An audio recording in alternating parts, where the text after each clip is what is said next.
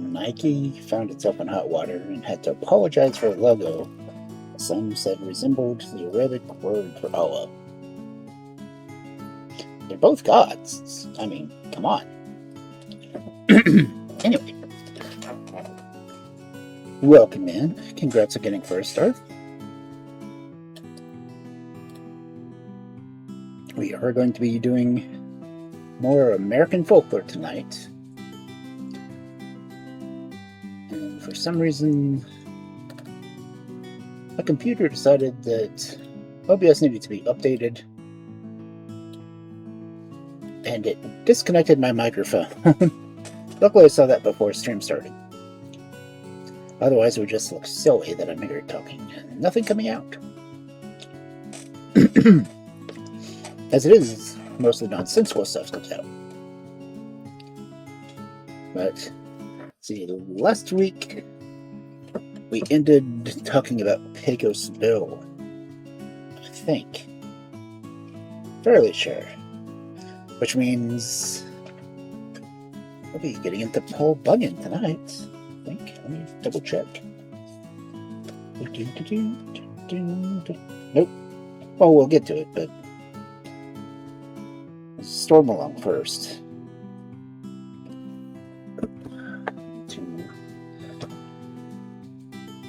As many pins as I have, why can I never find one when I need one?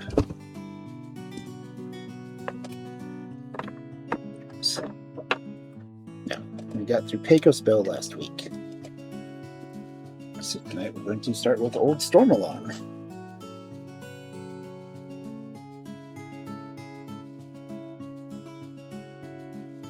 Which is one I haven't actually heard of. That'll be interesting. It's always fun when we can find a story I haven't heard of before. That just seems next to impossible anymore.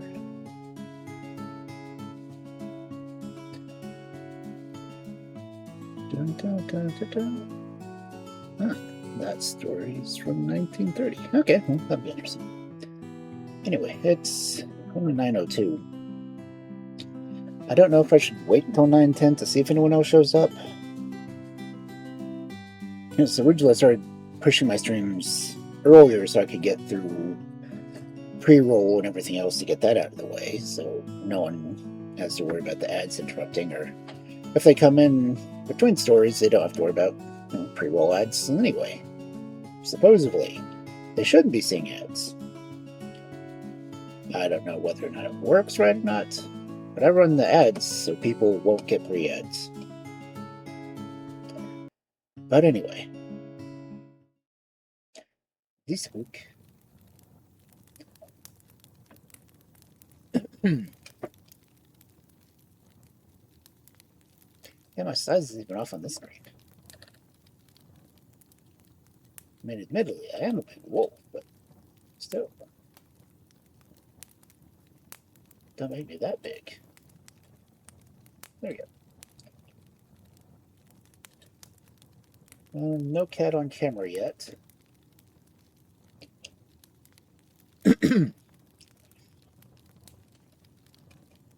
None hiding in the corner either, so I don't need to try to work up a second cat cam yet.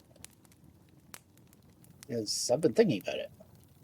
Since cats have been hiding in the closet corner so much, I was thinking, yeah, I'll put a camera in there and watch cats in the closet. And of course, there's not one in the closet today, so I haven't given them their own little air conditioning fan from out there.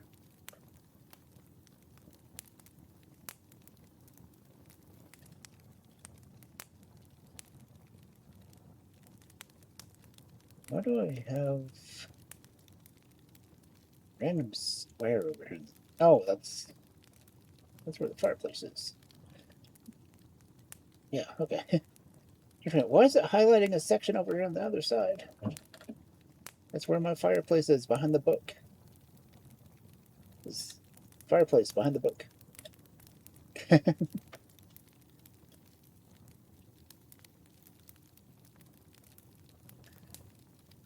Let's see, how's the audio? Because lately it's been Welcome in, Crimson. Congrats on getting second. My audio's been really kind of fluctuating a lot in my recordings.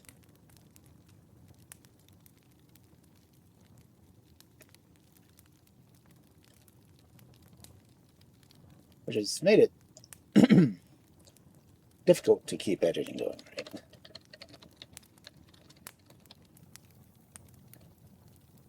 Can't type.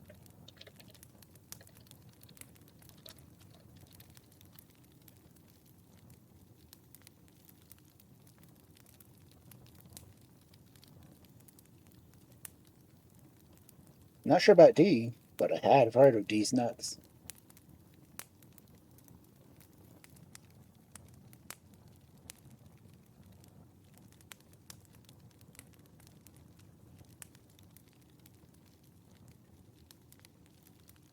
Okay, sounds good now. I've been reading more leaning back in my chair, so I don't know if that's causing it to mute some just from distance or... It does look a little bit lower when you get back. Of course, it's also me moving further away from the microphone, which would make sense. Turn it up just a little bit. Okay. I'd rather have my voice be too loud than too soft. Because if it's loud and picking up accurately, it's easier to make it quieter and still sound decent.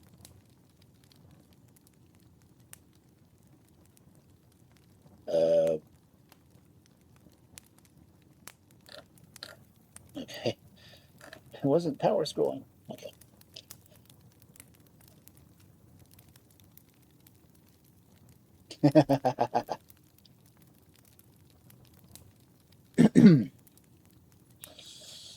Yes. I am prepared for these nuts. Unfortunately, no one else is. Okay.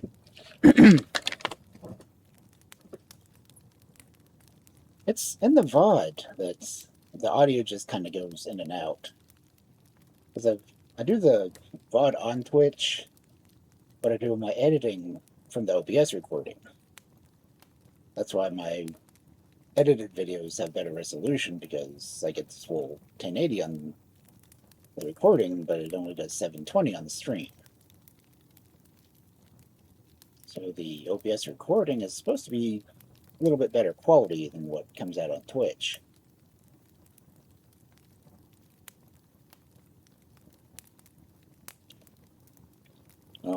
Honestly, I have a very cheap microphone. I have the noise gate set up on OBS.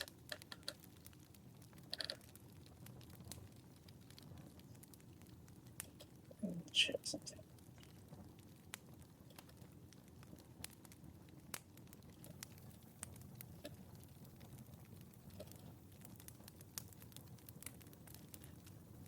Okay, filters. Noise suppression's on. Gain is on. Limiter is on. Everything's set on it, so I don't know. Hey, Riley. Welcome in. Thank you for the lurk.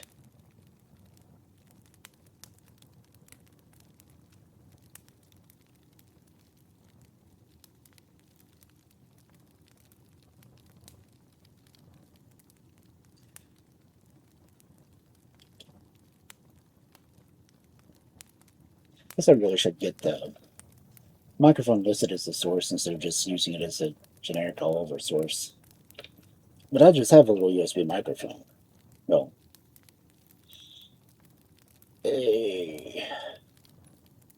well, it is a USB microphone. It's a USB EMP mic that I got on sale. I've got one on both of my computers now. I've got one for my laptop and my tower. Right now, the one on my tower is sitting in a soundproof box with a cloth filter blocking the entrance of it. So it should be filtering out any other sound that I have around me, but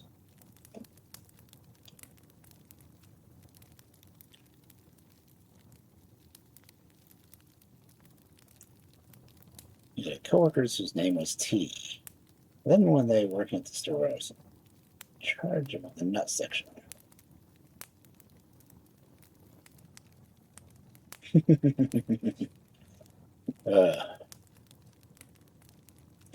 When you can use someone's name on there, it's always a good bonus. Yeah, always a good bonus.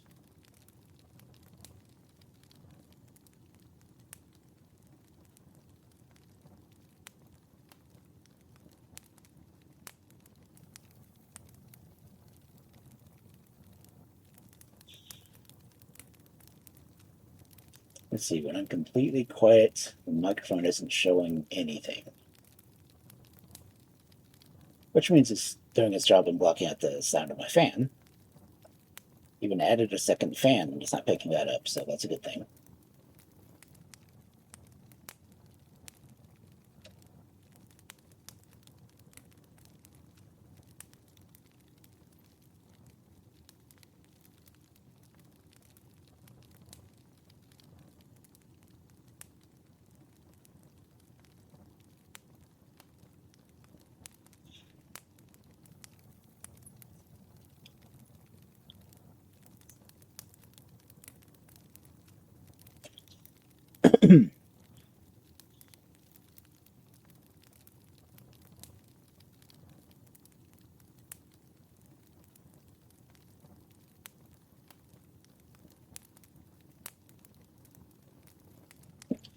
Anyway, well, I've never heard of Old Stormalong.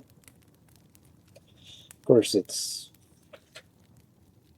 more New England area story, so I wouldn't have heard it in Texas.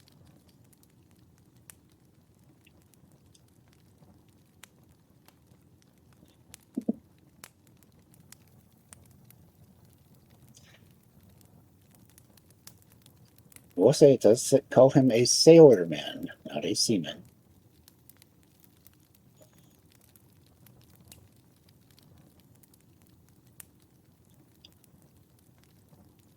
So that will prevent me from snickering just a little.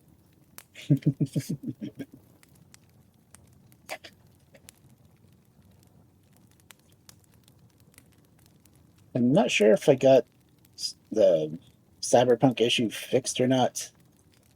I uninstalled it, reinstalled the entire thing.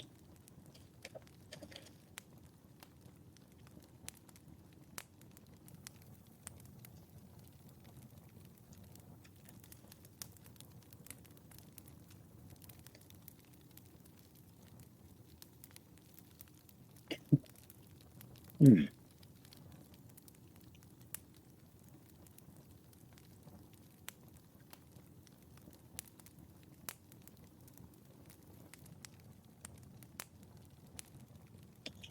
Uh-huh.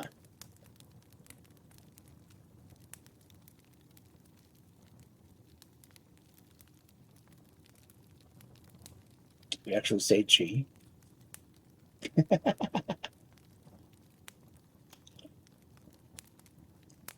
Okay.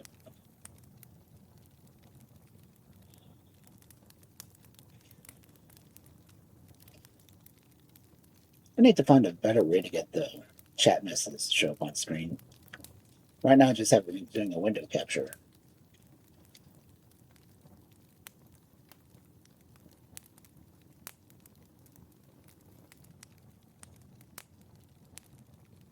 Oh, anyway. If we're ready, we've got stories to read. I'm curious about this first one. So,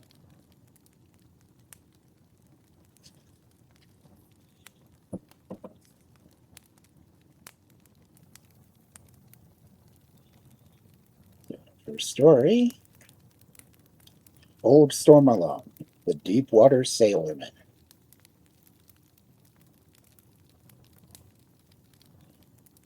Well, you can always go back and watch the clips of me destroying Cybertrucks, including the one that did not know how to swim.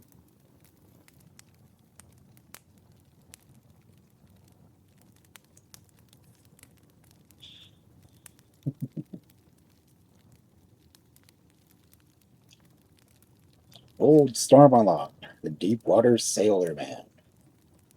Certainly, I remember old Stormalong, said the oldest skipper on Cape Cod. I was apprentice first on his ship, and later on I was second when he was bosun of the Corsair, being out of Boston. That was a ship, a wooden ship with iron men on her decks, and a ship that ain't been echoed by the hoity-toity steamboats. No, sir, and never will. Donald Mackay built that ship just because he found one sailorman who could handle her as she should be handled. But you're aiming to hear about a sailorman, not about ships. Only t'other day the young whippersnapper was a-telling me about Stormy, saying and how he was 14 fathoms tall. I heard another tale about his height.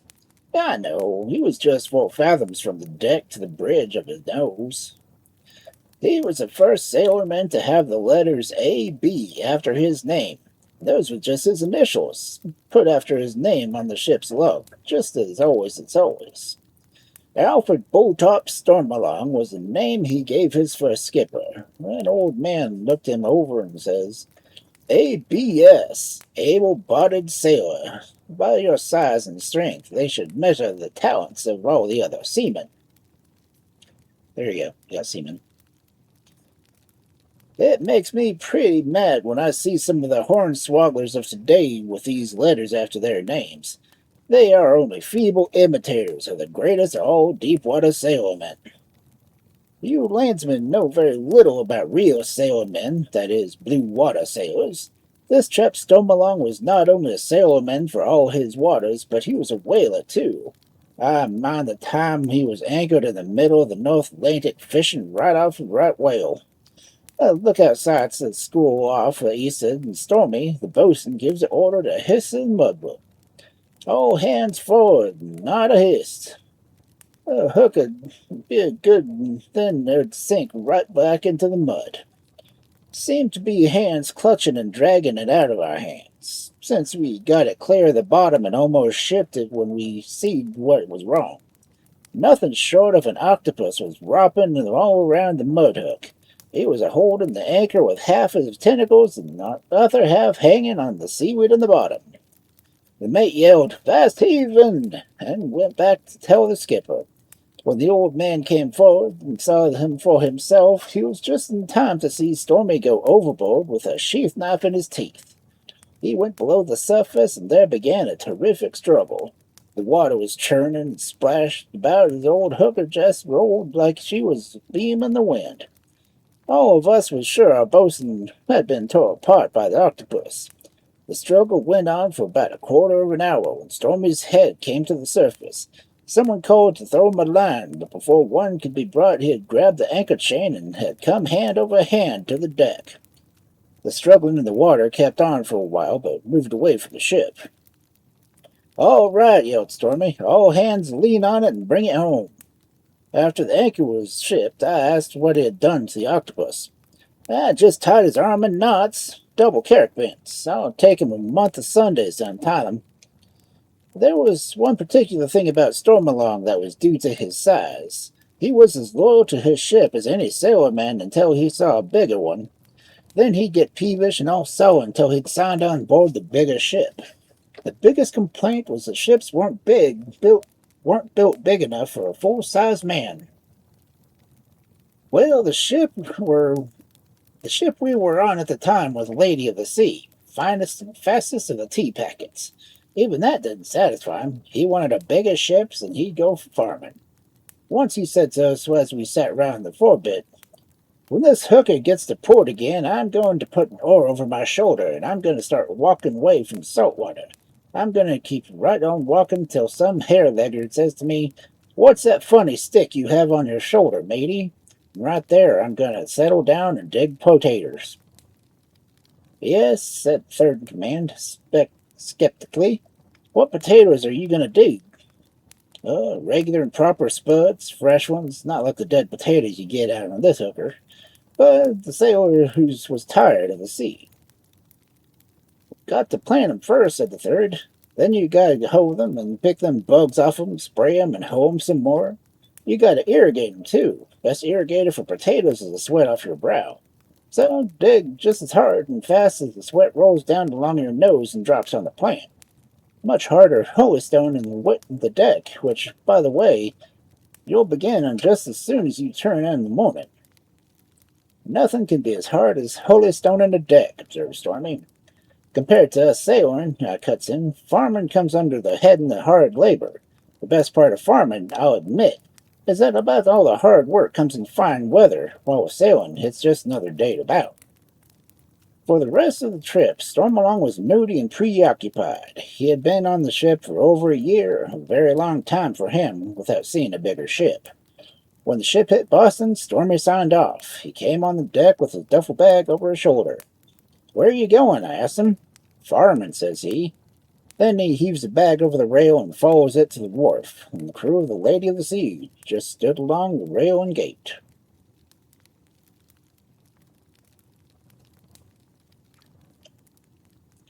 And nice to know you have semen on your mind.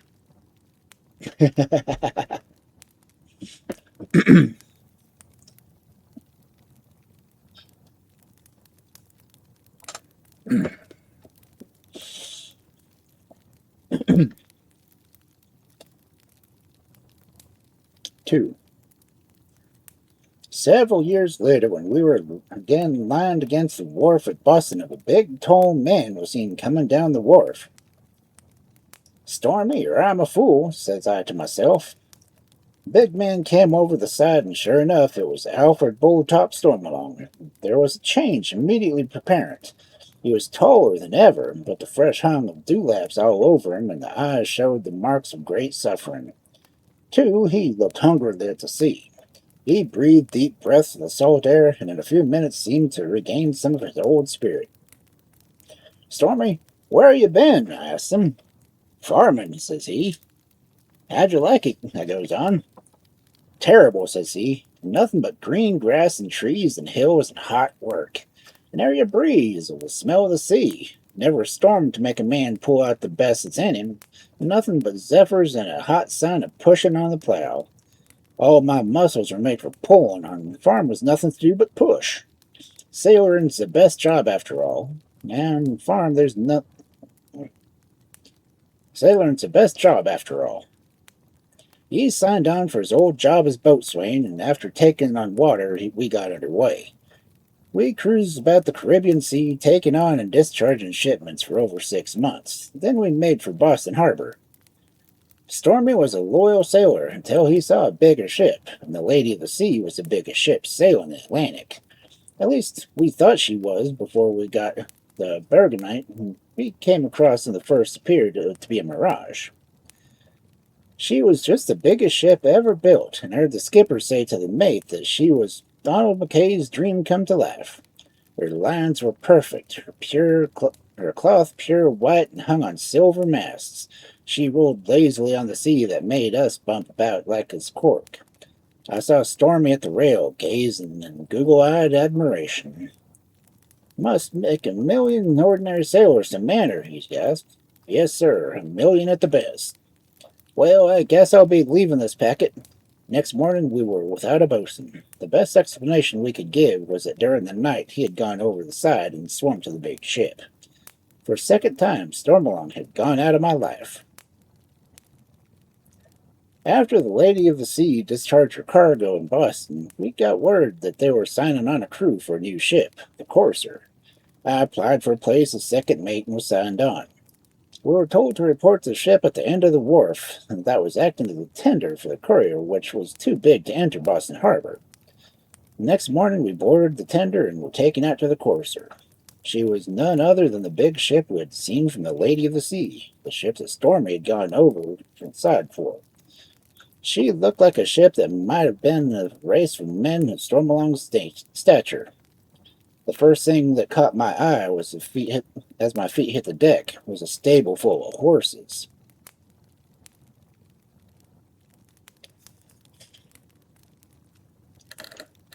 "Hey, Wintry."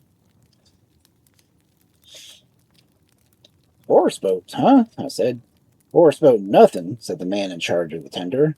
"Those horses are for the men on watch." Believe it or not, the ship was so big that all officers and men on watch were mounted on horses. Man alive, her rigging was so immense that no living man could take her in a single glance. Her masts penetrated the clouds, and the top sections were on the hinges, so they would be bent over and let the sun and the moon pass. Her sails were so big that the boulders that had taken able-bodied sail makers out of the Sahara Desert to find room to sew them.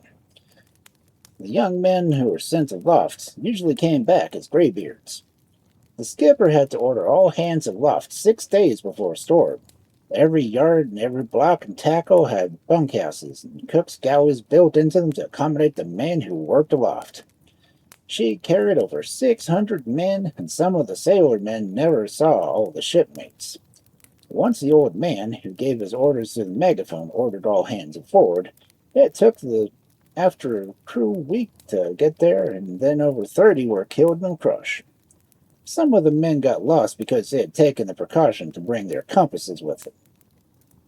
The courser was so big that she had to keep to the oceans. There was no harbor big enough for her to turn in and about.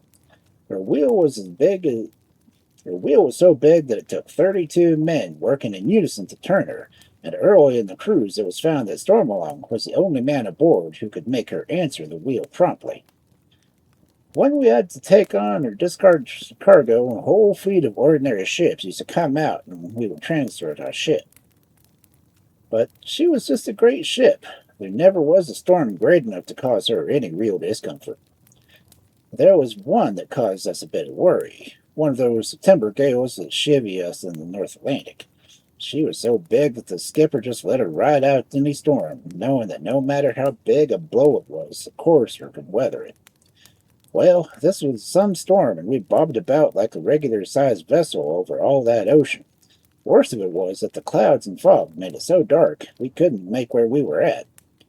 This went on for over a fortnight, when we awoke to see the sun bright and shining. The boatswain put his mouth in the megaphone and shouted, "Rise and shine for the Black Bow line!" And all hands turned in. There was Stormalong at the wheel, holding her true for what he thought was her course.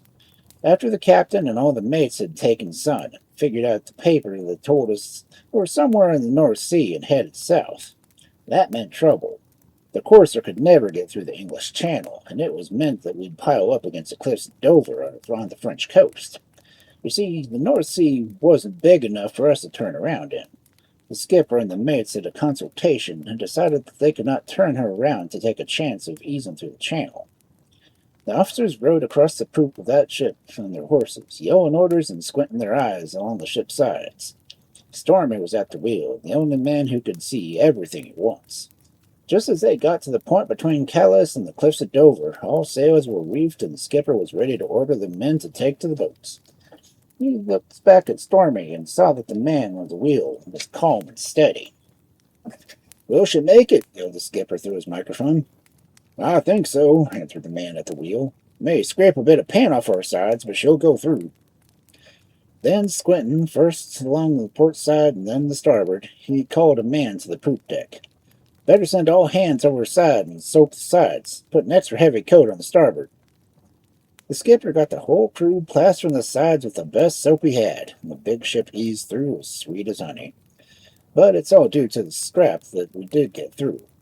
It was such a tight fit that the cliffs of Dover scraped every bit of soap off the starboard side. Ever since then, the cliffs of that point were pure white. That was the courser's soap and the action of the waves. Sometimes when you are in the channel and take a look at the waves, they are still a bit foamy from the soap. When the old man saw that we'd gotten through, he called all hands forward to splash the main brace, which meant in nautical terms to come and have a drink of grog. The courser kept right on going, but every few hours we got into shallow water and had to jettison all our ballast. We threw so much overboard that you can still see the piles of dirt. The English call them the Channel Islands. And all the time we knew her, the courser had but one storm that troubled her.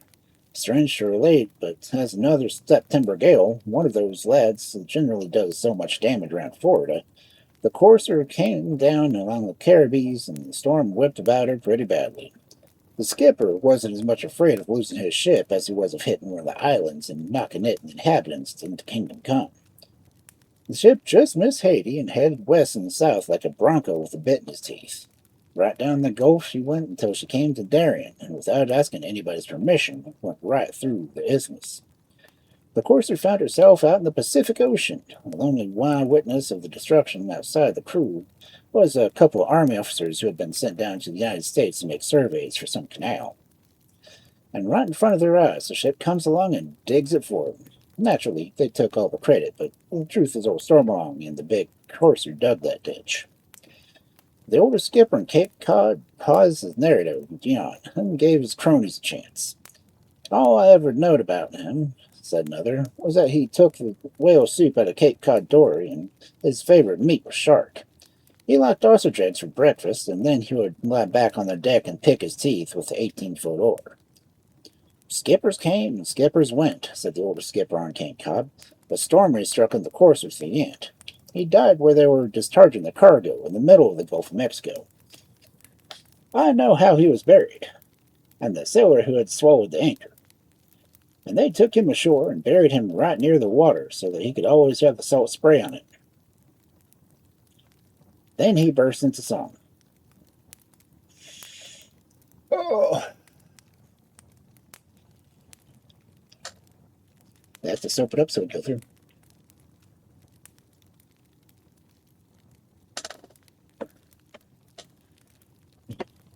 And seeing as the soap was typically made out of fat, they lubricated the ship so it could fit through the channel.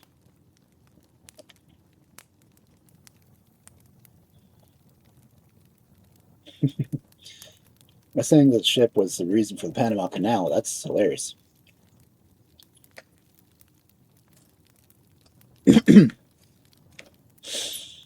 Okay.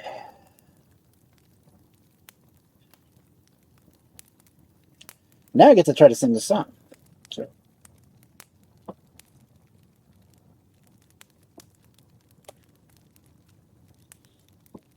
Stormy's gone, that good old man.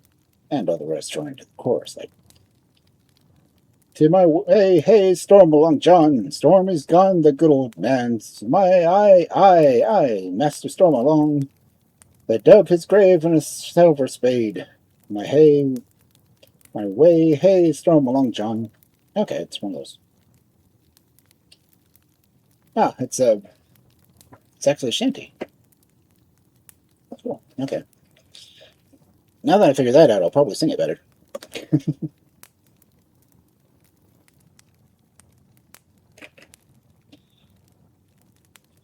Stormy's gone, that good old man. And the rest joined them in the chorus, like, to my way, hey, Stormalong John. Storm's gone, that good old man. To way, hey, Stormalong John. They dug his grave with a silver spade. To my way, hey, Stormalong John. The shroud of finest silk was made. To Stormalong John. They lowered him with a silver chain. To my way, hey, Stormalong John. Their eyes all dim and more than rain. To my Stormalong John. An able sailor, bold and true. My way, hey, Stormalong John. A good old boatswain to his crew. To my Stormalong. He's moored at last and has furled his sail. To my way, hey, Stormalong John. No danger now from wreck or gale. To my Mrs. Stormalong. I wish I was old Stormy's son. To my way, hey, Stormalong John. I'd build me a ship 1,000 ton. To my way, Mr. Stormalong. I'd sail the wide world round and round. To my way, hey, Stormalong John. With plenty of money I would be found. To my Mr. Stormalong. I'd fill her with New England men. No. I'd fill her with New England rum. To my way, hey, Stormalong John. At all my showbacks they would have some. To my Mr. Stormalong. Old Stormy's dead and gone to rest. To my way, hey, Stormalong John. Of all the sailors, he was the best. To my Mr. Stormalong. The song ended, and the old showbacks tossed wistfully across the harbor. Beyond the harbor entrance, a steamship was making her smoky way to Monmouth's light. The sailor who had swallowed the anchor spat into the water and said, "When I went to sea, they had iron men and wooden ships. Now they've got ships and wooden men. I'd rather be found dead than found on one of them steamboats."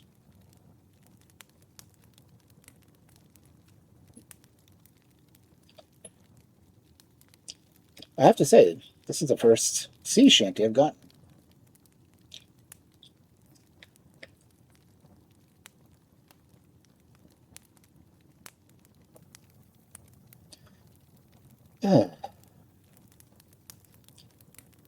Now I get to go to something a little bit more landfare. And there's a Slugman chat. Slug my nuts. Bowleg Bill. 1. The Crimping of Bowleg Bill. Some say Frisco, some say Providencetown. Nobody seems to know where Bowleg Bill first went down to the sea. But east or west, it was a long trail, for it began in Laramie County, Wyoming. They called him the Seagoing Cowboy, and though his adventures were keeping at the Liar's Bench warm at every port from Cape Cod on down the eastward, Bowleg never forgot his home acres. Through it all, whaling, fishing, and foreign trade, he remained at heart a ranch hand, and he longed to feel out of the saddle. Once, when he came to Provincetown as third mate of the whale ship Lily Queen, riding herd, as he called it, on the pass of foremast hands, 3 towns in Lower Cape Cod could hear him bellowing his favorite ditty across the waters of the bay, and there were echoes on the far shore in the very respectable towns of Brewster and Dennis. Unfortunately, my publishers tell me the words of this song do not lend themselves well to print.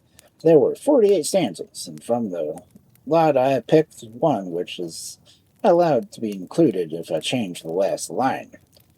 And I'm including it because it shows Bowleg Bill really felt about the sea, though he was at the height of his career. It goes, "Oh Lord, give me a bucket of bull blood, give me the prairie grass. You can take your oceans and seafaring notions, and tra-la-la-la-la-la."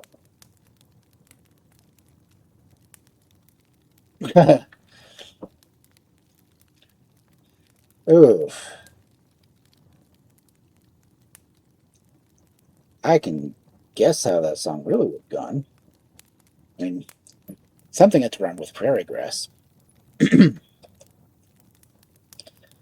Because he felt this way, Bowleg was never technically an able seaman. Those who spread his fame were so generous of their own embroidery, they would admit that he really didn't know to thwart a thundermug. No, and he never learned to bother to learn.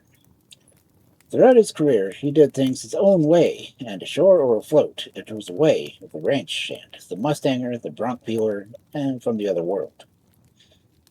On the Liar's Bench, he was always a big foreigner, and his born to trade was touched gingerly by wharf yarners, who described it as launching crank horses at the maiden voyage across the flats of Wyoming, or, in other versions, going harbor pilot to them big schools of western cattle, them hermaphrodite rig bulls that are grown for their meat.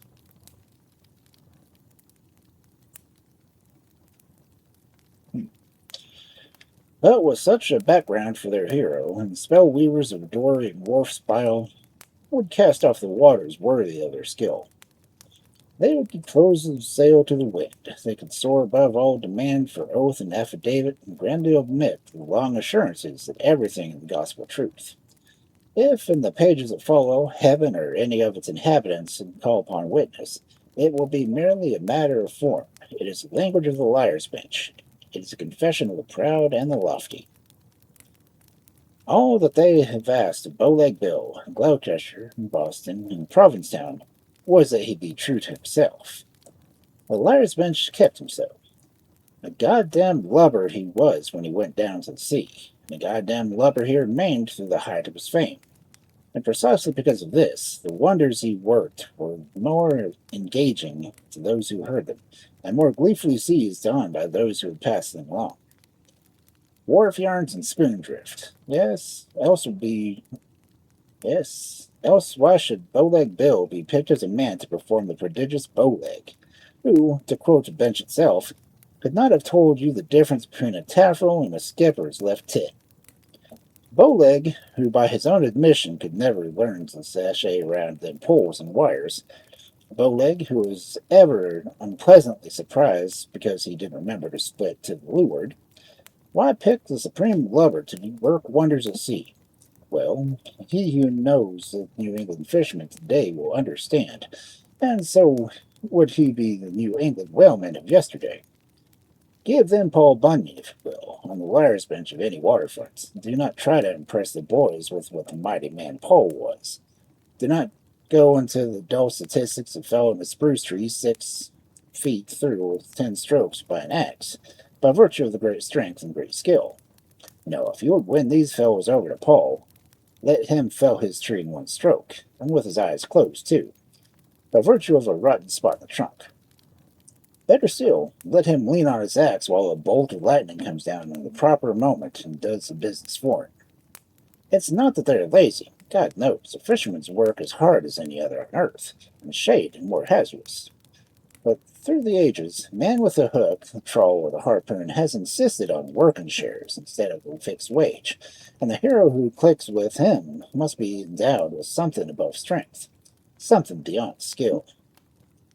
Thus, the entire story of Bowleg Bill becomes a saga of inadvertence.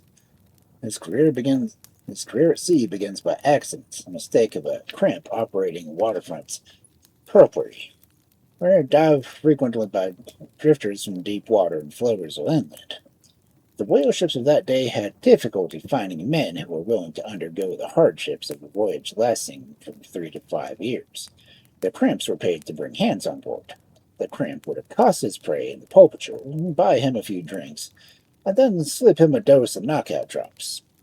When the victim came to, he was lying on the deck of some outbound blubber boiler, and his bucko mate standing over him, laying a pen in hand. The liar's bench has never bothered, so far as I've been able to discover, with the question of Bowleg's presence in a pulpitude. It was a long way from Wyoming, no matter which coast. Bowleg had wandered in, for no matter which of 2 major attractions of pulpery offered. Then he fell in with a crimp, who was naturally impressed with his height, 8 foot 4 inches without them long-heeled boots, drugged and hoisted aboard the whale ship Sawdust Sal. The mate of the Sawdust Sal looked him over with great curiosity, and paused to stare at his legs and marvel at the way he paid off the opposite tracks from the waist down, and felt of the Angora chaps he was wearing, and the bafflement finally remarked, "I've seen many a tough hide in my day, but I'll be damned if I ever saw a man who chafed so severe as to need rope yards on his drawers." He kicked Bowleg's inert form over, and slipped the gun out of his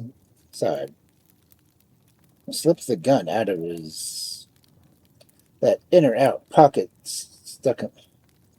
The hell? They kicked Bowleg's inert form over, slipped the gun out of that inside-out leather pocket stuck on his belt, and left him there on the deck. When Bowleg came to, it was morning, and Sawdust Sal was well out to sea on a cruise of 3 years or longer. He sat up and blinked. He looked out to starboard and saw deep water, then looked out to larboard and saw more deep water. He rose to his full height, saw deep water all around him, and exclaimed, "Darned if I ain't flooded the range in my sleep." Then he saw that Bowleg. When the mate saw Bowleg on his feet, he came after him with the marlin spike. Bowleg nodded and said sleepily, "Morning. You ain't have seen nothing of a chestnut gelding tethered to somewhere abouts, have you, stranger?" "Hey, Corey." "Get aloft there, you swill-sotted son of a sarpent," said the officer. "I'll take to the skies before I start a little gelding of my own aboard that ship." That answer did mean a great deal to Bowleg, but the tone of it told him that this was no exchange of good old country pleasantries. "Fly your own balloons," he said. "I ain't got time for play, and my hoss never did like the wet too well." The mate brought up his marlin spike, and Bowleg reached for his gun, which wasn't there. So he took a hold of the spike and twisted it out of the fellow's hand. When a man asks over his own hoss, Bowleg lectured, he's asking a civil question. Don't you know this thing is dangerous with a sharp point to it? And he tossed the marlin spike overboard. The mate swung at Bowleg with his fists, and several of the ship's officers ran to join in the fight. All accounts agree that it was a grand melee there on the deck of the Sawdust Sow, with Bowleg's long arms bowling men down as quickly as they got to their feet, with a lecture throughout from the giant bronco buster who kept asking them did they know it wasn't civil to come at a man with them tent pegs and things, when he was merely asking after his hoss. Finally, Captain Slateface appeared on deck with a pistol in his hand. Slateface, according to the liar's bench, was one of the most terrible and bloodthirstiest bully captains ever to go whaling. You the foreman here? Bowleg asked. Slateface ignored him and turned to his mate. Clap this mutinous son of a bitch in the run. But nobody stepped forward to carry out the order, and when the skipper looked back at Bowleg, he found a long six-shooter pointed at his way. For the mate who had taken the gun from Bowleg's belt had never thought to look in his long-heeled shoes. And with this gun, the liar's bench irons, he could have shot 14-foot blue shark from dead astern and blowed his brains out. Better put away that little parlor piece, boss, Bowleg said to the skipper. Why, you might put someone's eye out with that. And when the captain wavered and could not make up his mind whether to give up or let fly, Bowleg warned the other men. All right, boys, if this place is a bar or something to give cover, better lay low behind it. Then bang, the six-shooter roared out at once. When the smoke cleared, there stood the skipper, with his mustache stripped clean off at the second coil port side. And bang, the six-shooter roared out twice. When the smoke cleared, there stood the skipper, with his mustache clipped clean off in the second coil, starboard side. Well, the upshot of it was that Bowleg, after nearly bringing the skipper out of his whiskers, scaring him out of his wits, disarmed him and forced the crew to hop up there and wheel and turn this thing around for home, pronto. And while the skipper sat in the afterhatch and growled through his short hairs about mutiny and fur-legged lunatics, the whaleship Sawdust Sow was worked back into port. And on these details of Bowleg's first adventure at sea, the liar's bench is generally agreed. Several seaports have been named, several names have been given to the big cowpuncher. But these things do not matter, and nor does it matter whether the stories of Bowleg Bill that follow were told in the liar's bench of other men in other ages. There was a way that all such stories had of popping up again and again in unexpected places and in unexpected dress. There was a general overlapping, and I myself have heard parts of these stories and still other stories, and no germ of single one of them is true. The wharf yarners do not invent. The truths they speak are of eternal variance. The words Spindrift. Okay. He sounds like an interesting character. 2.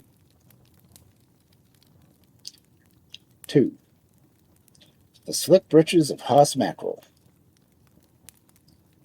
The boys of the trap fleet were set on the wharf as usual between trips, betting on the goals as to which would be the next decker at the spiles, when Bowleg Bill, the seagoing cowboy, shows up. We have been hearing yarns for years about the wild Wyoming bronco buster and the uncommon happenances which are told of him since he took to seafaring, and now all of a sudden, on our own waterfront, here he is personal. But for all his rare seamanship, not even Bowleg Bill himself, the personal of the splinter's dream, is going to take up much slack among the boys that goes out for swordfish and hoss-mackerel. Hoss-mackerel is a name we give to Cape Cod waters on the off-Cape foreigners called tuna. For a few days each summer they strike and get caught in weirs and float traps, which we set in the harbor for smaller fish. This summer the run of hoss-mackerel is heavy for the traps, and while the boys are talking of the elegant stock so it's rolling them up in, Bowleg Bill paces forward and aft on the wharf like a tomcat on the other side of the fence, which figures he is missing something together. Finally, the talk is more than he can put up with, and he talks over the Yank Dagger, who skippers a toss-up, who was a fine line fisherman of the harbor fleet. This here Hoss-Mackerel, Bowleg inquires, is a sassy varmint, is he, stranger? The Yank nods. The strike is running uncommon heaven this season, with a long streak of hell in each of them. Real corn-fed He-Man's work, is it? Riding herd of them? Well, you got to know what the gaff means. Hoss-Mackerel is no business for a green hand. Bowleg Bill paces the wharf a couple more times, then comes back. What do you reckon the critters will weigh on the hoof? Up to rising 1,000 pounds. Most of them come 100 to 900. Now, ain't that a shame, said Bowleg. Not enough to kick dust in your eye. I was figuring I might admire roper fuel than where they come from. Well, we don't bother with a rope on nothing under a couple of tons. That is, if it's any good. Smoke sorting bowl with half a ton of devilment thrown in. The Yank bends a long grin between his ears. You just throw back the small fry, huh? Well, them little fellers we pick up bare-handed are the belly slack and toss them in the pans. The Yank nods. Makes it handy, don't it? But with us, we got to watch out for the tail. The Hoss-Mackerel's tail ain't no slack hosser or soft, ending with a bunch of loose rope yarns. When you get Hoss-Mackerel, you want to make sure that when you get Hoss-Mackerel, you want to make certain sure you don't get slapped by the gun with its tail. Huh? Said Bowleg. I have yet to meet up with any critter, two-legged or four, strangers, which I couldn't hear in that section. Where's your foreman? I'd like to show you fellers how to haze your herd, in a way that's done back in old Wyoming. I'm skipper here, the Yank says, but we ain't taking on no greenies while the run of Hoss-Mackerel keeps up. Mister, said Bowleg, if you are a betting man, I just hit on the trail with you and corral them things out yonder. If I don't cut me out one of those your full-grown Hoss-Mackerel and bring him in bare-handed without using none of them long-handled prod sticks, I'll pay you 20 silver dollars. Marry your meanest of kin. Interesting bet. Well, Yank figures this big cowboy is misstrays in the August heat, but he has heard of many yarns about him, and finally he takes the bet. The boys at the wharf hurry up and spread the news, and before dark the whole town is talking of the off-Cape lunatic who was going after Hoss-Mackerel bare-handed. Big odds is offered against Bowleg, and these people knows fish, and there were no takers amongst them. Next morning the whole harbor is cluttered up with dories, pungos, and anything down to the harness casts, which the citizens can climb aboard and watch the toss-up draw its straps. As a fishing port, the town has took Bowleg's bet to heart as an insult, as he gets many hoot calls aplenty in the way out. Even poor old Cap Dyer, who's been shorebound 20 years with a backsliding vertigo, is out there in one of the boats. Better go back inland, young feller, says Horace. You don't know what's waiting for you out in that net. Don't you worry about me, Grandpa, Bowleg says. It's a mighty shaky caboose you're driving there. You get covered pronto if you start a stampede. Hey, guilty. Congrats on getting third.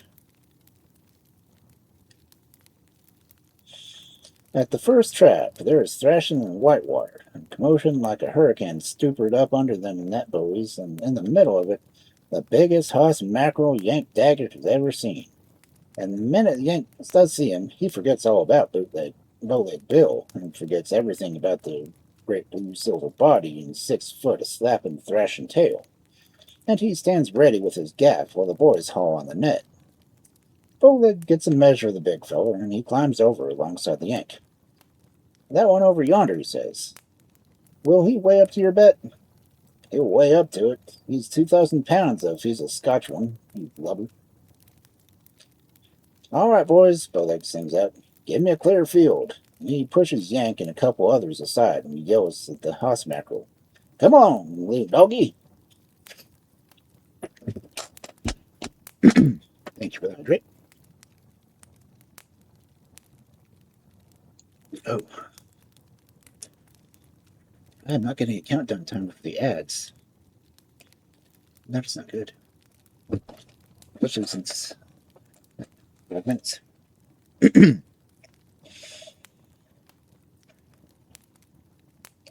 Get after you, blessed peg farmer, Yank hollers. That fish is big money, and I ain't leaving it to no goddamn greenie to lose him. Now just keep your britches dry, boss, said Bowleg, and lift that daggone spear out of my robe. I picked up my animal, and I'm gonna go after him for all creation in a barbed fence. Come on, little doggy, come on. He reaches out and gets a hold of the fish in the small, and he heaves through. How in tarnation he figures to swing aboard 2,000 pounds of game fish that way, only an inland farmer might know. The tail slips clear out of his hands, and the Hoss-Mackerel slips clear out of the backbone of the net. Look out, Hank hollers, he's clearing away. Oh, no, he ain't, Bowleg answers, and he goes, and over the side he goes, boots and all. And before the fish has got on the way, there he is, sidewater cowpuncher setting astride, whipping Eastern with his hat and hollering like a yahoo bird of every dead sailor come home to hell.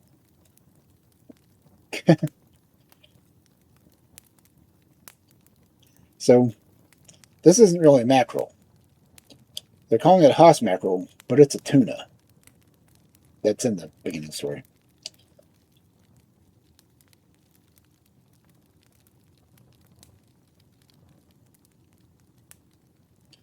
Whoopee! Hey, yep! Show some buck now, you white-livered snubbing beetle, before I sell you off to the livery stable. Come on here, Slickbritches, skip! And away he goes in the Silver Devil, and up he jumps, breaching clear out of the water like a porpoise. And when he comes down again, there's Bowleg Bill, still astride, still fanning his tail with the wide-out trigger hat. The Yank gives a groan. There goes the biggest catch and the goddamnedest fool that was ever set loose in the waters. Oh, come on, ads. Dang it.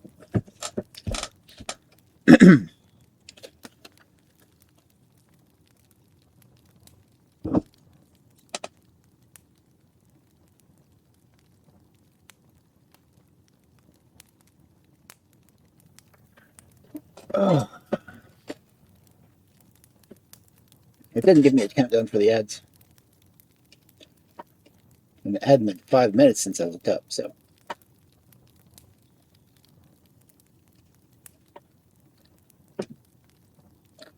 But yeah. Holy mackerel.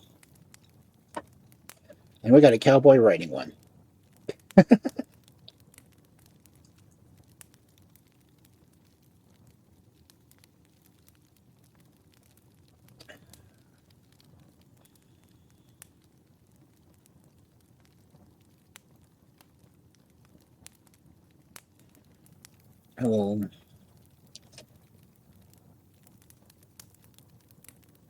We'll go back a paragraph when we come back from ads.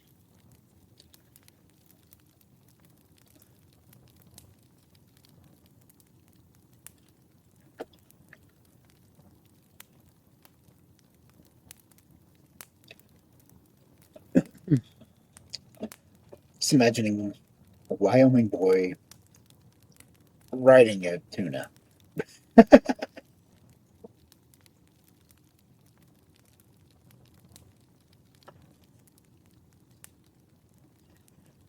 Let's say they said it was guessing at 2,000 pound.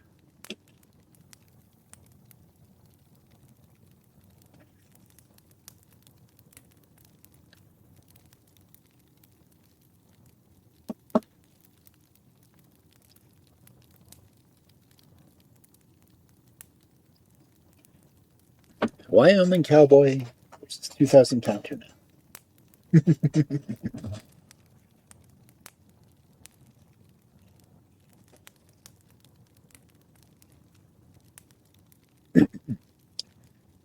Uh, 30 seconds left on the ads.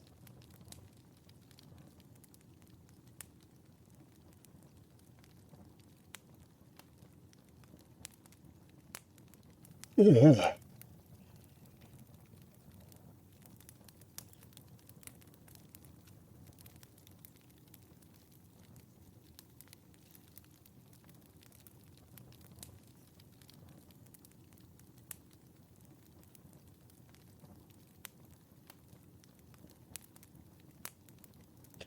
Okay, the cats are over. Maybe. Check window. Okay, well, shows they're over on the mod screen. So cool. So this story and the one before it are definitely New England stories because both of them kind of start around Boston. The previous one said a stormboat who piloted a ship through Panama and dug the canal with it while some army guys were there surveying. Now we've got a guy riding a tuna. So and neither of these people had I heard of before, so it's definitely not my region.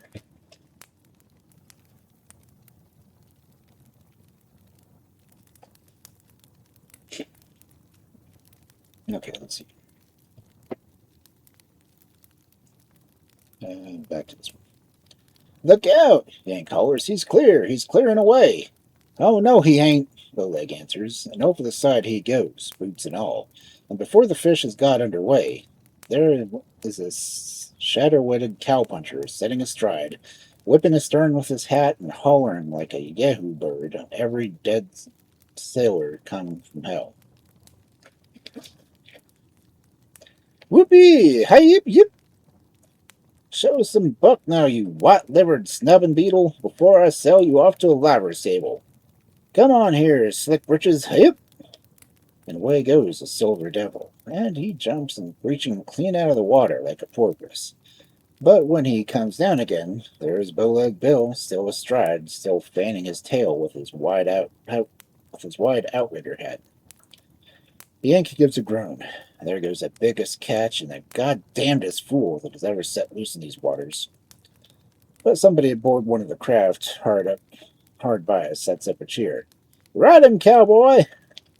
And the other folks take it up, and until the harbor there's a wide sing-out of cheers for Bowleg Bill and the Hoss-Mackerel, which he has named Slickbritches. And the worst of yells from Bowleg himself, who was whooping like a wild Injun with a galloping chin cough. Yip, yip, yippee! Come on, you $2 fly roost, hating you gonna throw the sun of sand in my eyes? I don't know where he learned it, but somehow that cowboy has took a grip on the Fortin's fin, and no matter how bad Slickbritches broaches, he can't shake him loose. They go scuttling in a wide circle of the harbor, with the big Hoss-Mackerel getting madder every minute. He dives starboard, he lashes to larboard, and how about pitchpole his head over? But somehow, and may the devil spit over hell's hottest hearth if I can explain it, Bowleg hangs on, with his knees bared and closed midship, riding as easy as grandma in the Sunday parlor rocker. Then Slickbritches makes one last leap, like a flurry of the ironside whale, up in the air and clean over the bow of the toss-up. Buck away, you overgrown sardine, yells Bowleg. I'll peel you if it takes us to Kansas City. But after that last jump, it was plain that Slickbritches was losing his wind. He stops pitching and jogs along easy among the harbor craft. And Bowleg, sitting there and showing off the water from his knees up, starts stroking the fish and bait the gills and talking to him. And so help me God, little by little, learning him to answer the help. He hauls taut on that fin. Slickbritches takes one tack. He hauls again, and Slickbritches takes another tack. And when he has rode all the crank notches out of him, Bowleg veers about and heads for the beach. They make sure the Hoss-Mackerel is chafing his chin on the tidal flats. Then, just when the whole town is fixing to send up a cheer for the landing of the biggest fish in history, this big bee farmer gives a performance which none of the human folks will ever understand, which I respectfully leave to some goddamned inlander to explain. Instead of beaching that fish, he up and suddenly wraps around him and skips off. Slickbritches heads for the open water, and Bowleg speeds him on his course, splashing after him and flogging him over the tail. The crowd is gathered on the beach, and they are all mad as a school of bees in a tar barrel. For any man who lets big fish get away has got some explaining to do before the law-abiding citizens of the town. When Bowleg wades out of the water, they all want to know why he done it, and he has gone clean wacky. And hadn't they better get him arrested and locked up as a dangerous character? But Bowleg Bill just shakes his head at the crowd, and there's a sad, long-frayed look in his eyes, and he knuckles a tear off his cheek, and he says, "That poor old Windbrook waterbug, I tell you folks, there ain't nothing that'll break a cowhand's heart so quick as to find a critter to elect or for with the rough all rode out of the first moment."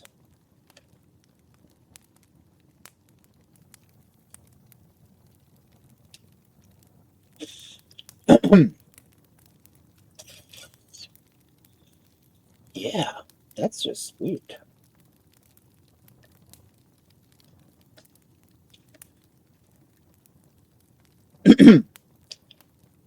3. The Skipper's Bull Bazzoon. The skipper in his cabin blowing brisk studies of a bull bazzoon. Oompa diddle deedle. Me and Bowleg Bill is setting on deck, same as we have set for 180 long days at sea. And nary a heave of the long dart, nary a thimble of the isle of the casks. Aye, we sets and we stews and we rots and we stinks, and Sparm Whale pokes his head out of the green water and gives us 20 barrels of engine ocean in our faces with his compliments. And our skipper goes on and blowing a brisk ditties, old Bazzoon. "May the devil beat you as the hottest flanks in hell," says the whale.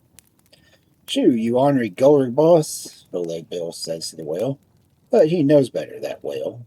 Him and all the whales in the Indian Ocean knows that Captain Ephraim Atkins of the Duty Bound has went clean wacky with his bull buzzing, and never has he picked up a New Bedford hand-me-along in port.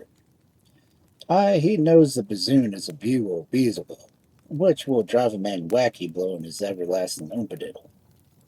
But this particular Bazzoon, which our skipper has picked up for 2 yards long, big around as a spanker boom in the whale ship Duty Bound. And the whales in the water knows that the Ephraim Atkins will not show willing to the lower so long as he can practice brisk ditties in that Bazzoon. Oompa diddle diddle. Like the groans and graps of a bung-stoppered walrus, so help me. And like the sparm whale is breaching under our lee quarter till the lookout is nigh getting slapped by the crow's nest. There she blows, yellers. Blow! There she blows and belches. There she belches and biles. By God, there she bilges the bottoms of my boots. Oompa diddle diddle.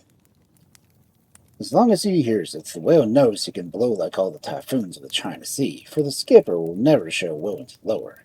And he twists and flukes up hard to the end of his nose and winks at us an eye, and it gives us the whole of an ancient and honorable invitation. Bowleg says, "I'm discouraged. We ain't never going to get home again." "Reckon not," says Bowleg. Bowleg explains, "If the skipper don't show willing to lower, we don't get no whale. And if we don't get no whale, we don't try no blubber. And if we don't get no blubber, we don't bile no lyle. And if we don't bile no ile, we don't stow no casks. And if we don't stow no casks, why we just cruise on and on, Bowleg." And I breaks down under the whole of it. If we just cruise on and on till we exhausted the whale, goddamn the Ingy Ocean. "Don't say, but," says Bowleg. "Well, derned if I don't look like a case for the posse. There's a girl back in Cape Cod, Bowleg, which I wish to see." I goes on with the snag in my gullet. "We used to go out in the spring and pick mayflowers, her and me together." I goes on with tears in my eyes. "Bowleg, I wish to get back to Cape Cod and pick mayflowers." Bowleg lays a flipper on my shoulder, and I'm crying like a baby, and the skipper is still in his cabin, blowing brisk ditties on that bull Bazzoon. And Bowleg keeps saying, in the case of the posse, whatever the hell that is, and this goddamn whale keeps blowing barrels of Ingy Ocean in our faces, and I breaks down under the whole of it. And I turn to Bowleg. "Bowleg Bill, you're a poor crimp sailor. By trade, you're a cowhand, and your homemakers are in cow country. But Bowleg, you won't never navigate no cows again, and you won't never climb aboard no horse. You will have to see that long flats of Wyoming again at the end of your days." What? He bellers. You women to say, partner, I can't ride range no more. Never no more, Bowleg, until we have exhausted the whole of the Ingy Ocean. He jumps to his feet and walks to the rail, looks at her sperm whale in the eye, and says, You just keep your shirt on, stranger, and I'm going downstairs for a little talk with the driver of this roundup wagon. But I'll take care of you when I get back. And he crowds his 8-foot frame down through the coatings of the outer hatch. Oompa diddle diddle. It goes on for a few more toots, and then I hears it taper off to one last belch. And there's some voices coming from below the skipper's cabin. So Seaman's salt horse is discouraged, is he? Plumb discouraged, sir. Well, you just tell Seaman's salt horse that any time he gets so discouraged and he would like to jump overboard, I have no anchors lodged where they were holding back. Now get forward, you long-eared lubber, and next time you break in my bazooming, I will have you flogged by a dozen lashes for every note I miss. Oompa did. Just a minute, boss. I hear this outfit's been hired to ride out yonder and pass a passel of them floating pigs. And while I hain't never hankered for pig sticking work, there is one hombre who is about to ready for the feel of the saddle. Now, I'll just trouble you, boss, to hand over that double-jointed flute. Then I hears a ruckus breaking out, and Skipper hollers for a mate, and then more ruckus and shouting and batterfanging down below. In a couple minutes, the noise abates, and up comes Bowleg Bill with his big 45 in one hand, and, may God sink my soul in derelict, the skipper's Bazzoon in the other. Bowleg, I said, where's the skipper? Keep him. I've got him and the foreman hogtied down there in the chuckle box. My God, Bowleg, you've committed mutiny. Ain't done no such thing, he said, setting down the Bazzoon and roll a cigarette. Your boss has got everything he was born with, partner. Bowleg, I says, I ain't no sea lawyer, but I knows a mutiny from a maypole dance. Now he can't ever go back to the States. Well, now, out where I comes from, Salt Horse, when a feller that's driving the wagon falls asleep, the smart nag don't stop dead in the crossroads. And he goes to the rail and looks out to sea. Now, where is that doggone water beetle? Sparmwell's standing by, and when Bowleg raises him again, he waves his hat and lets out a yell. Hey up! Come on, you son of a squirt gun, and let me tame you down to one old tune of the country of the sage and the hod pan. And with that, he starts blowing the skipper's bull bassoon. And if there's one thing worse than a miserable cup of Captain Adkins' Bristides, it is the music which Bowleg Bill is making now. Ooh-ba-diddle-diddle. Like the mating season of a school of overdue sea elephants, I am not the man to talk small of nature's wonders. But the sperm whale rises to Bowleg's music first off. In fact, he has clean Spillmore to it. He veers and he rolls, he scuds and he spins, he ups and he downs like a three-legged tailor and two-legged pants, with two left legs. He haunches the hell-roaring hornpipe to the thunder beats which Bowleg sends rolling over the Ingy Ocean. Oompa diddle diddle. Closer and closer to the vessel comes this spell-taking critter, and louder Bowleg blows on the skipper's bull bassoon. His face is getting red, and his eyes not popped. I'm afraid he's going to start clanked any time soon, or pass his insides through the black foghorn of hell. But he just keeps a-blowing. When the whale has come within his injured spit, the wanky cowboy climbs on the bulwark and holds the bassoon aloft. In the name of Bar One Flying Bee of old Wyoming, he hollers, I christen you Piccolo-like.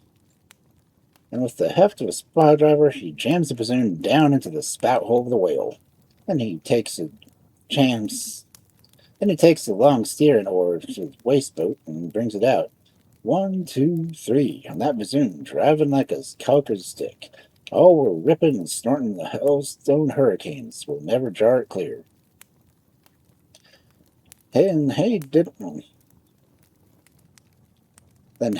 diddle, away goes Piccolo Ike, a trumpet on a judgment day.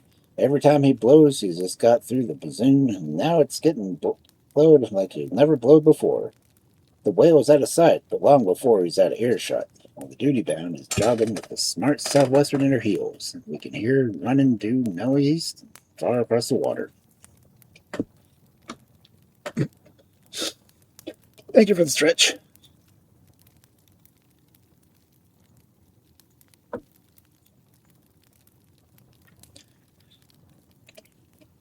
Oh, it just shoved a horn into the blowhole. Yeah. Hey, squall.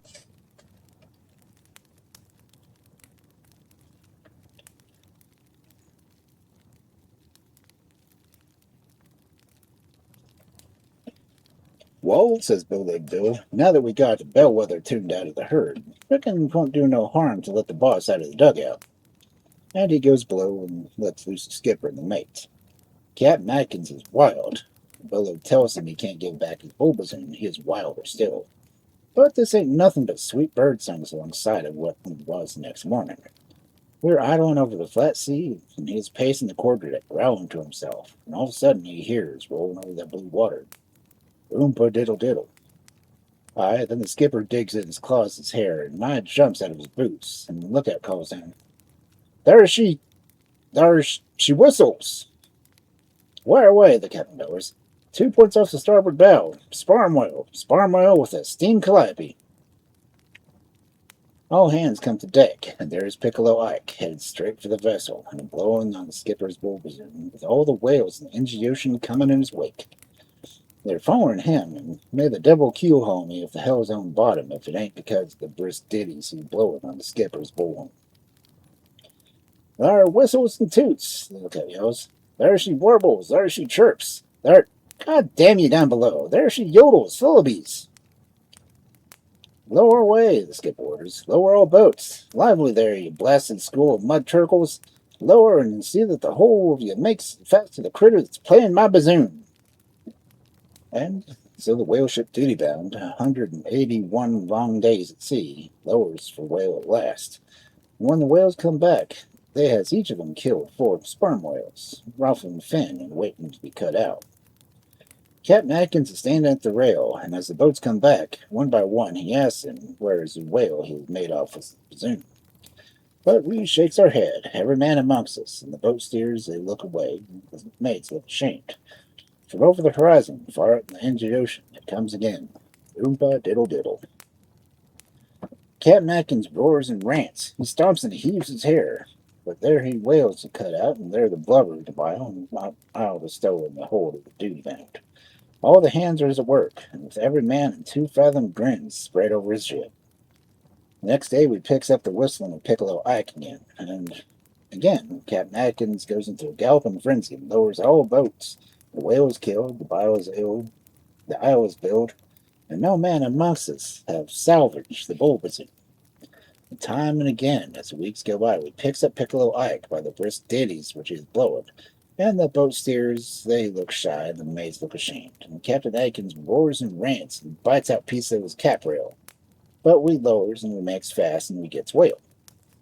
We cuts in, we bows blubber, we stows down. All hands work the 2 fathom grin spread about the jibs. So I turned to Bowleg Bill and I says, Bowleg, I'm thinking of the girl back on Cape Cod. I'm thinking of the Mayflowers which we'll go picking. One thing leads to another in this world, and which is no place for a man to be discouraged. And Bowleg Bill turns to me and says, Salt Horse, it's a doggone elegant world. Reckon I'll be riding the range again in my time. And when I do, it'll be some ornery goer hoss with just enough daylight under him to clear the sagebrush. On this, we shake hands, and we looks over the goddamn Indian Ocean, and I start me a chant. For it's old man Sparm with the iron in his back. Bowleg turns in. Oh, it's old Sulphur Bottom with an iron in his middle. And far our stern we hears that blue water. Oompa diddle diddle. Oh, okay. I he said never heard of Bowleg Bill before, but he sounds like an interesting person.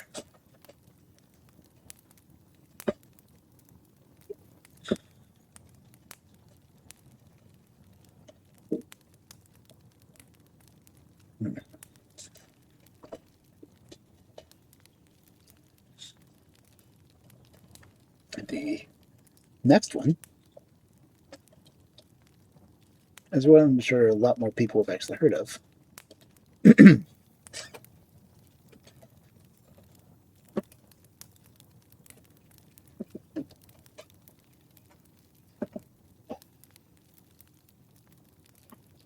hot. And thank you for the stretch, Guilty.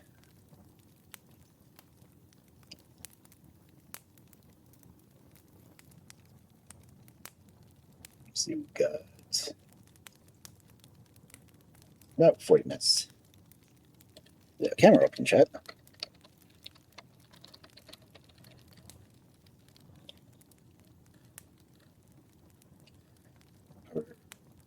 The next person,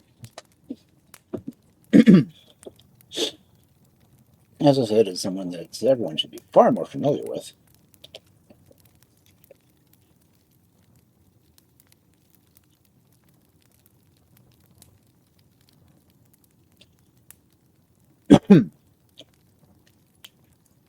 Paul Bunyan. 1. Who made Paul Bunyan? Who made Paul Bunyan? Who gave birth as a myth and joked him into life as a master lumberjack? Who fashioned him forth an apparition, easing the hours of men among axes and trees, saws and lumber?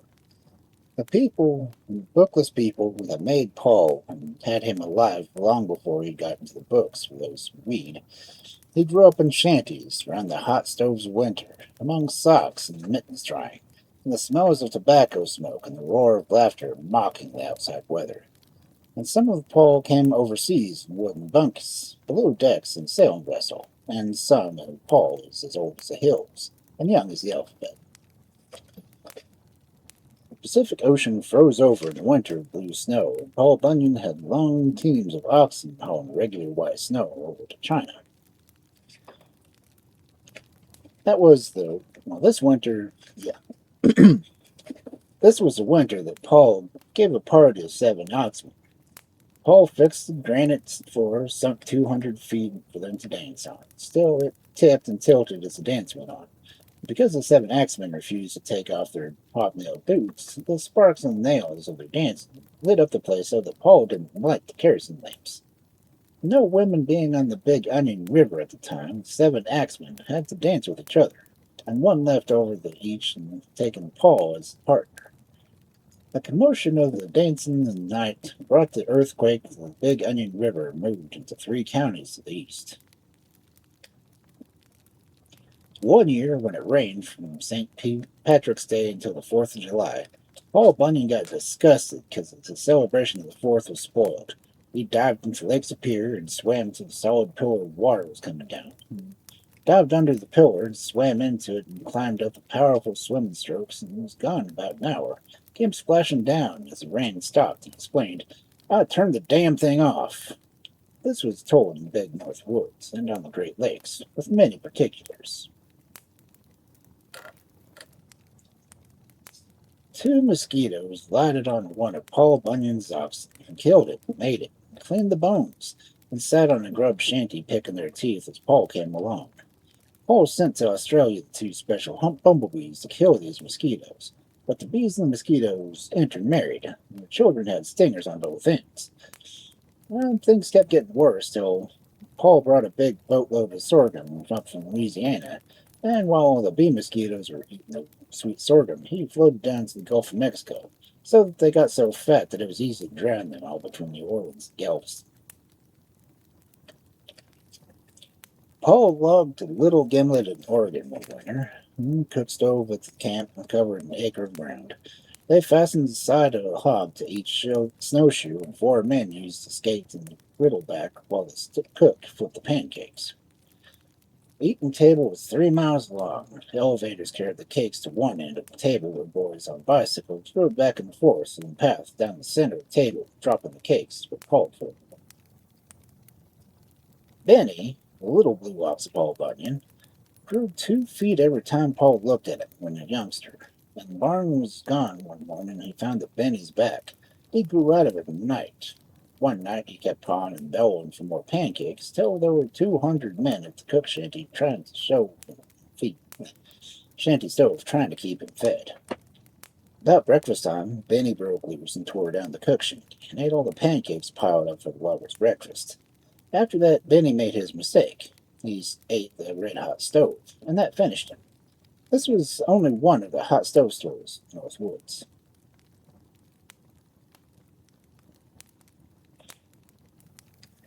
The blue ox's name was Benny? I could have sworn it was Babe. Maybe it's a different ox. No.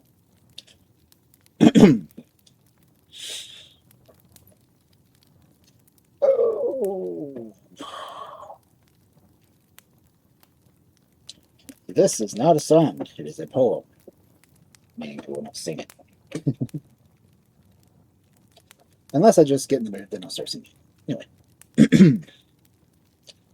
2. The Round River Drive. It was 64 or 65 who drove the Great Round River Drive. It was 65 or 64. Yes, it was during the war. Or it was after or before. These were the days in Michigan. The good old days when my man could cut and skid and log and haul, and there was a pine enough for all. Then all the logger had to do was to find some timber that was new. Beside the stream he knew it ran, to Huron, to the Michigan. Let the mouth of mill there was to take his timber for the saws. In those days, so pioneer. In those old days, the pioneer, he need not read this title there. To mentions there were timber here. Paul Bunyan, you've heard of Paul. He was the kingpin of 'em all, the greatest logger in the land. He had a punch in either hand. He licked more men and drove more miles, and he got more drunk and a few more styles than any other peever prince before or then or ever since. Paul Bunyan bossed the famous crew, a bunch of shouting bruisers, too. Black Dan McDonald, Tom McCann, Dutch Jake, Red Murphy, and Dirty Dan, and all the other Dans from from black to red, with Curly Charlie, Yellowhead, and Patsy Ward from off the clan, the kind of gang to break a jam, to clean a bar and wrestle run, and give a 20 to a bum. Paul Bunyan and his fighting crew in 64, 5 or 2, they started out to find the pines without much thought of sanction lines. So west by north they made their way 100 miles until one day they found good timber, level land, roaring water close at hand. They built a bunk and cookhouse there, and didn't know exactly where. But it was more, they didn't care. Before the spring, I give my word, some mighty funny things occurred. Now, near the camp there was a spring that used to stream like anything. One day a chap that brought supplies had on a load of mammoth size, a load of peas just on the road. Beside the spring he ditched his load, and all those peas, its bloomin' mess, fell in the spring. A ton, I guess. He come to camp expecting he would get from Bunyan the GB. But Joe the cook, the French Canuck, said, Paul, I think as is the look. Them spring is hot, said Paul, pardon, we will have a grand bouillon. To prove the teamster was not at fault, he took some pepper, pork, and salt, the right portion of each of these, and threw them in among the peas. We got enough and good soup, too, to last the whole winter. For the rest of us were kind of glad. He spilt the peas, the soup we had. Except the flunkies, they were mad, because each day they had to tramp 3 miles to tote the soup to camp. Joe had a stove, some furnace too, the size of such a hungry crew. Say what you will, it is meat. The pie and sinkers choppers eat. You get results, as in the beans. The spuds are all the best machines. For falling Norway, skidding pine, keeping hemlock, drops, and lime. The stove of Joe's it was a rig for cooking grub that was so big it took a solid cord of wood to get a fire to going good. The flunkies cleaned 3/4 bare each week to keep a fire in there. Stoves dimensions south to north, from east to westward, and so forth. I don't remember just exact, and do not like to state a fact. Unless I know that fact is true, for I would hate deceiving you. But I remember once that Joe put a mammoth batch out though, and then he thought, at least he tried, to take it out the other side. But when he went to walk around the stove, it was so far, he found, that long before the bend had turned, the bread not only baked, but burned. They had 2 coons, Flunky, Sam, and Tom, used to Joe used to strap a ham on each foot of each of them, and we had pancakes each a.m. They'd skate around the stove lids for an hour or so, or maybe more, and grease 'em for 'em. But one day, old Pink-Eyed Martin, anyway, he couldn't see so good, very good. Old Pink-Eye had misunderstood, which was a baking powder can, and in the dough 8 foreigners ran. Powder, blasting powder black, those niggers never did come back. I touched the cake, and flash and poof went Sammy and Tommy through the roof. We hunted for a month or so, but never found 'em, that you know. It was the year of the black snow. We put 100 million feet skids on winter, hard to beat. You say it was some crew. We took it off 140 too. 100 million feet we skipped. That 40 was a pyramid. It runs up skyward to a peak. To see the top would take a week. The top of it seems to me, was as far as 20 men could see. But down below the stuff was slides, for there were trees on all 4 sides. And, by the way, a funny thing occurred along in early spring. One day we'd seen some deer tracks there, as big as any kind of bear. And 40 Jones, with straw boss on the side of those deer had gone. He doesn't say a thing, but he thinks out a scheme, and him and me, we set a key log in a pile and watched that night for quite a while. When the deer come down to drink, we tripped the key log with a wink. We killed 240 in the herd. 40's scheme was sure as a bird. Enough venison we got to last all winter with one shot. Well, Bunyan had the biggest steer that ever was in camp that year. 9 horses he'd pull out and skid. Weighed 5,000 pounds, he did. The barn boss, handy man besides, made a harness from his hides. All the deer, I took 'em all, and Pink-Eye Martin used the haul. The stove's wooden, remember yet, and how buckskin stretches when it's wet. One day, when he was hauling wood, a dead dog that was drying good. A cloudy day it started in, raining like the very sin. Well, Pink-Eye pounded on the ox and beat it over roads and rocks. The camp, he landed there all right, and turned around, no log in sight. But down the road and round the bend, those tubs were stretching without end. Well, Pink-Eye goes out and meets, and the sun comes out with lots of heat. It dries the buckskin that was damp, and hauls a log right into camp. Now, that was a pretty lucky crew, and yet we had some hard luck, too. We've heard of Fallon, double-jawed. He had 2 sets of teeth inside.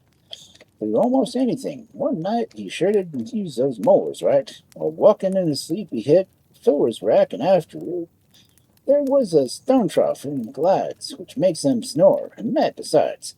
Before he wakes, he's so mad he is. He works off those double teeth of his.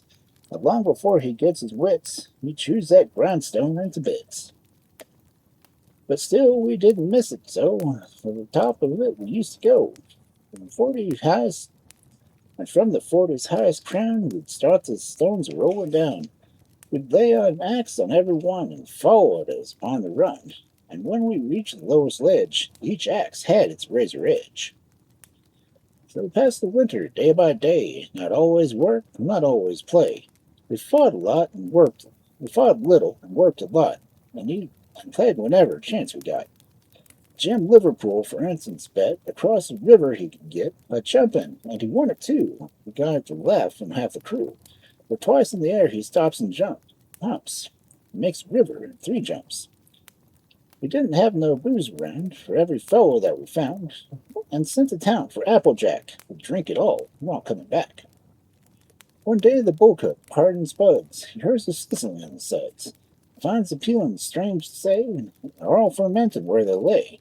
Now, Sourface Murphy in the door was standing, and the face he wore convinced the first assistant cook that Murphy soured them with his look.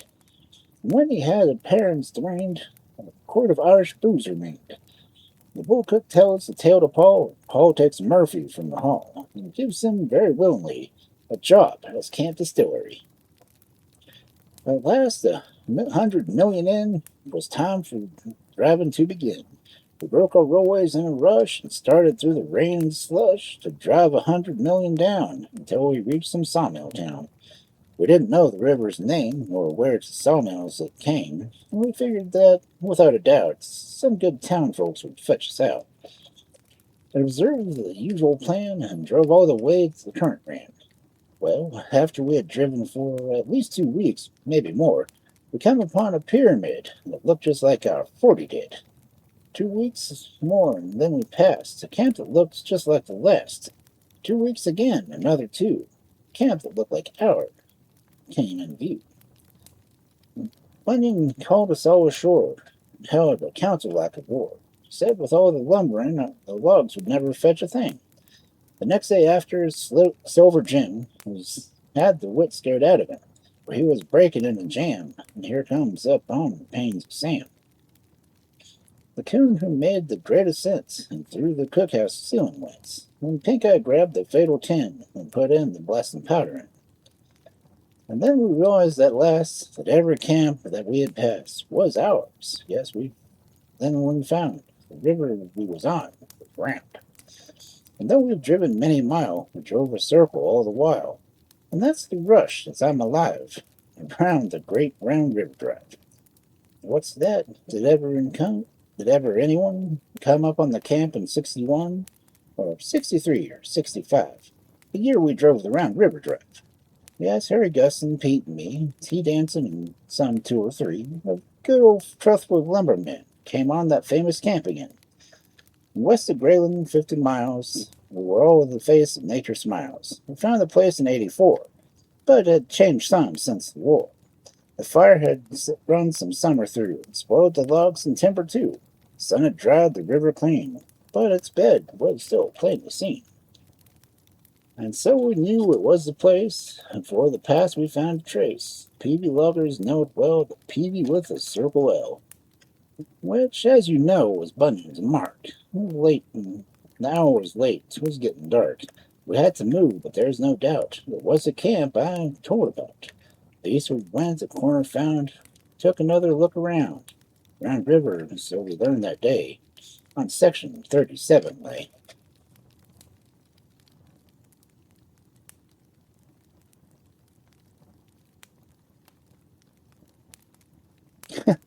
Okay.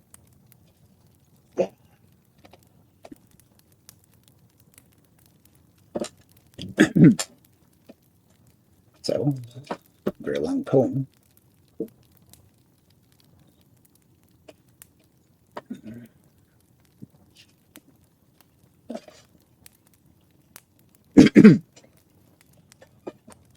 Three, the Whistling River.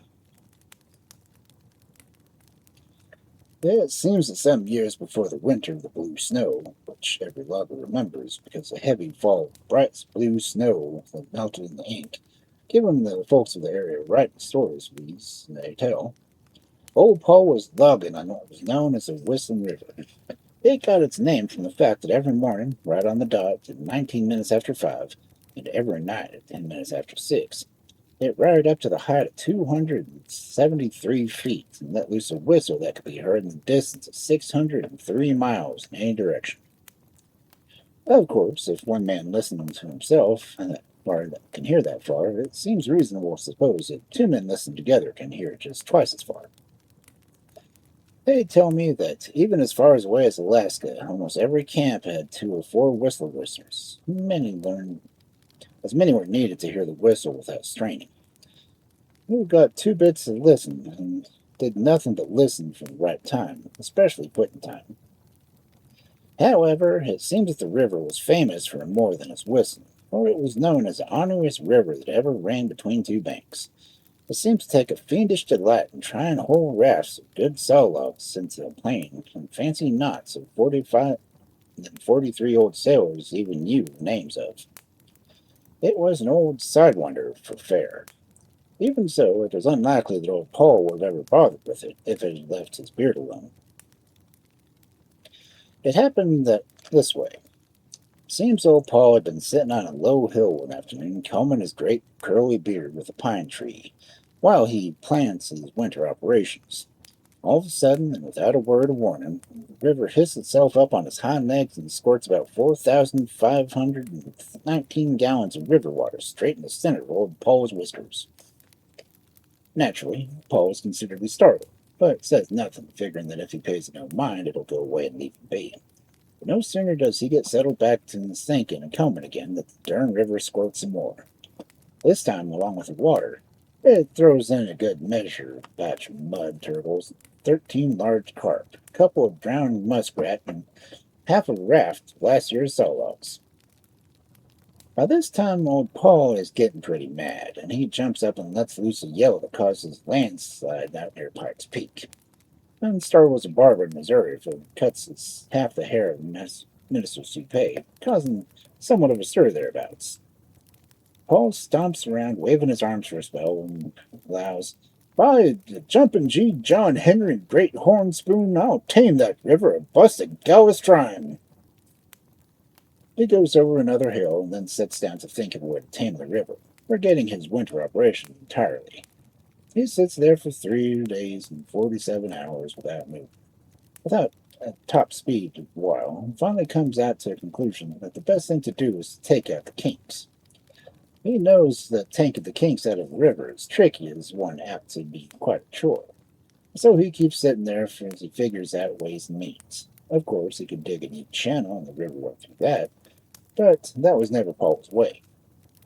He liked to figure out new ways of doing things, even if they were harder. Meanwhile, he's gotten a mite hungry, so he hollers down to camp for sourdough Sam to bring up a little popcorn, of which he is very fond. So Sam hitches up a four-horse team with his helpers and a popcorn, and soon arrives at Paul's feet with a wagon load. Paul eats the popcorn and thinks. The faster he thinks, the faster he eats, the faster he eats, the faster he thinks, until finally his hands are moving so fast that nothing shows but a blur, and they make a wind just to uproot the trees around him. His chewing sounds like a couple of hundred coffee grinders all going at once. In practically no time at all, the ground for 3 miles and a quarter of every direction is covered in a depth of 18 inches of popcorn scraps, and several thousand small birds and animals in the ground all white in the air, filled that look like snowflakes, conclude that a blizzard is upon them and immediately freeze to death, furnishing the men with pot pies for some days. But to get back to old Paul's problem, just before the popcorn is all gone, he decides that the very only practical solution is to hitch Babe, the mighty blue ox, to the river and let him yank it straight. Babe was so strong that he could pull mighty near anything that could be hitched to. His exact size, as I've said before, is not known, for although it is said that he stood 93 hands high, it's not known whether he meant ordinary lugger's hands or the hands of Paul's size, which, of course, would be something else again. However, they tell of an eagle that is able to habit the roosting on the tip of Babe's right horn, and suddenly decided to fly to the other, Columbus Day, and when it was started, it flew steadily, so they say, night and day, and weather foul, and its wing feathers were worn to pen feathers, instead of new places, and grew and a new set grew to replace them. In all, he seems to have worn out 17 sets of feathers in the trip, and from reaching from the brush to the top of the eyes so much, and he worn all his feathers off the top of his head, becoming completely bald, as are all the descendants to this day. Finally, the courageous bird won through, reaching the brass ball tip of the left horn on the 17th of March. He waved a wing weakly at the cheering lumberjacks and poured as low as he could to make it sooner for the headwinds.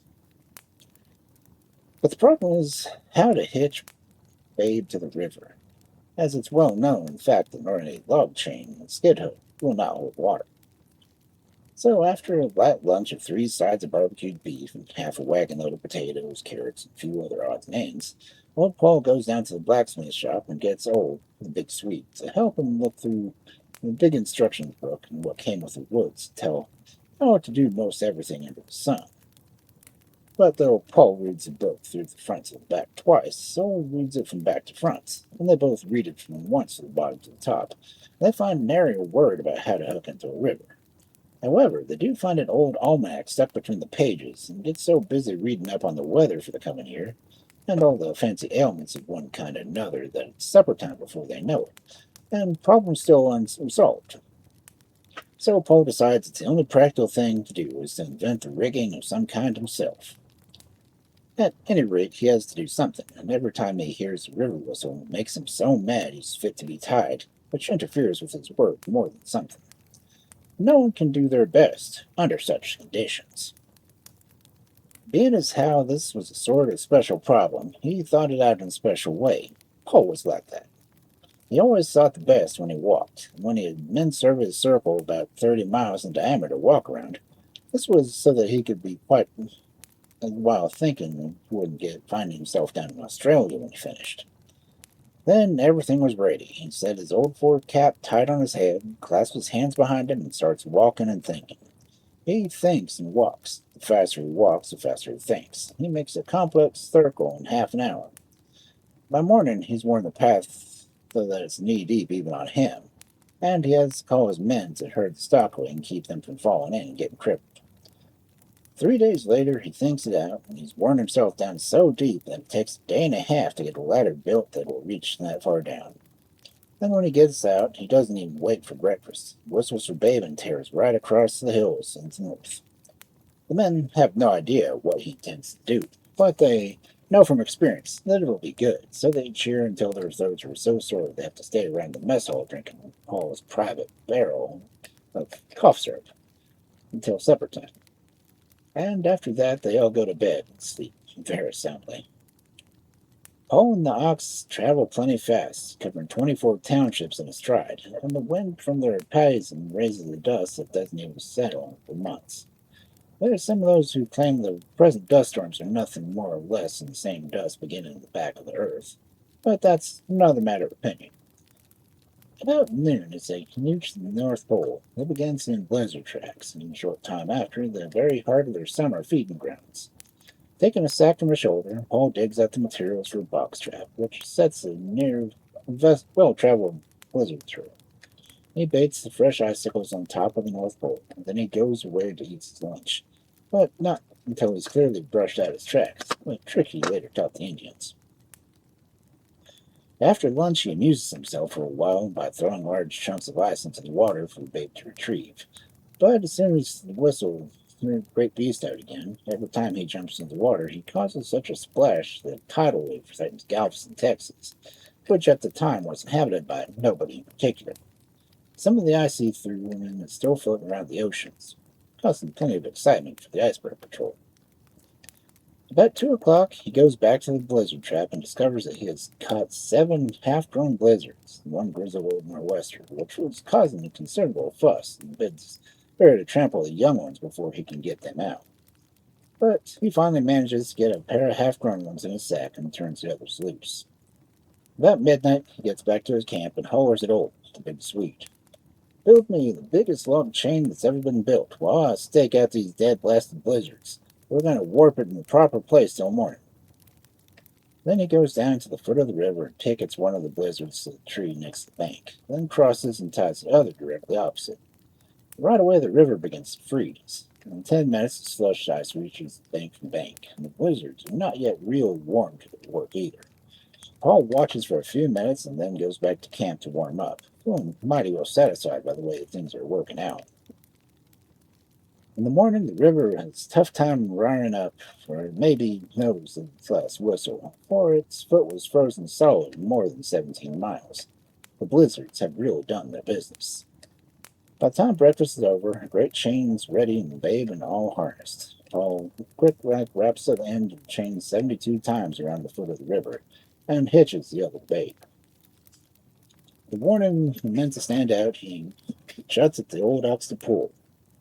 But though the great beast hangs until his tongue hangs out, pulling the chain into a solid bar, and some are 7 miles long, and sinks knee deep in solid rock, the river stubbornly refuses to budge, hanging onto its kinks like a snake in a gopher hole.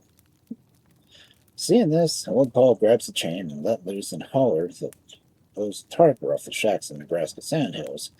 He and the ox together give a mighty yank and jerks the river loose from end to end, and then starts hauling it across the prairie so fast that it smokes. After a time, Paul comes back and sights on the river, which is now straight as a gun barrel. But he doesn't have long to admire his work, for as soon as he finds another problem on his own hands. You see, in its way, a straight river is naturally much shorter than a crooked one, and all the miles and miles of extra river that used to be in the kinks are running wild on the prairie. This goes the farmers in those parts of Little, so it looks like Paul had better figure something out mighty soon, for already he can see clouds of dust the prairie folks are raising as they come at him with top speed to claim damages. After 3 minutes of extra deep thought, he sends a crew to camp and bring the old big crosscut saw and a lot of baling wire. He saws the river into 9-mile lengths, and then the men roll it up like linoleum and tie it with wire. Some say he used these latter when he logged in the desert, rolling out many lengths as he needed to fill logs, but that's another story. But his troubles with the Whistling River were not all over. It seems that being strained took a sort of gimp out of the river, and from some day that refused to whistle even a bird call.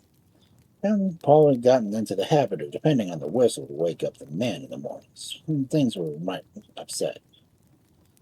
First, he had hired an official getter-upper who rode through the camp on a horse and beat a triangle.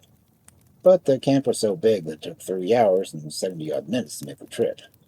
Naturally, some of the men were called too early and some too late. It's hard to say what might have happened if Squeaky Swanson hadn't shown up at the time.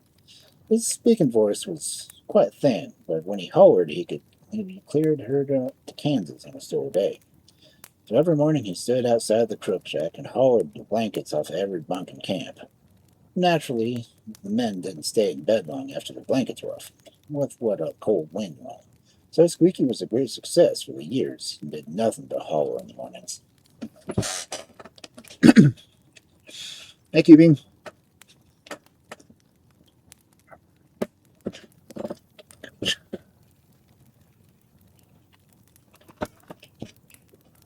Let's see. Do I have enough time to do another story?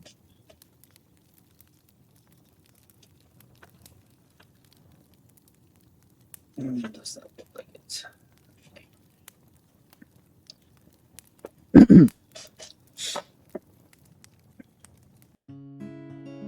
So, we finally got Paul Bunyan.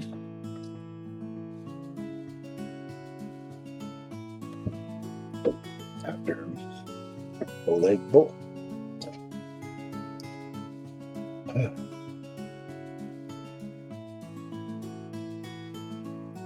But less than 8 minutes before the ads will come up again. So, guess we should find someone to raid. Well, I know someone who's on.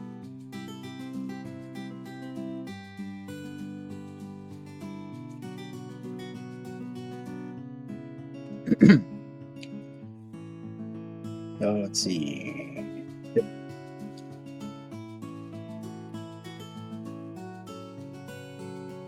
Hart Griffin is reading Dracula. My background music is again not playing. Yeah. Go ahead and get Hart Griffin rated. Oh, now the music starts.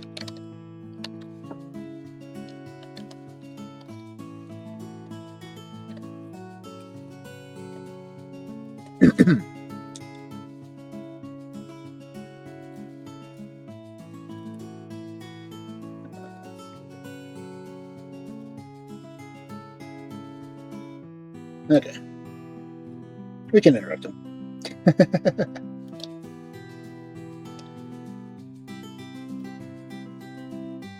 Yes, it is.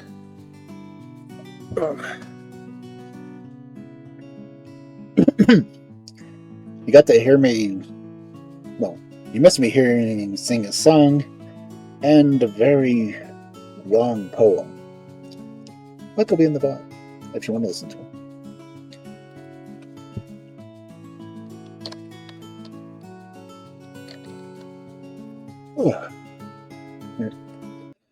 Yeah, we'll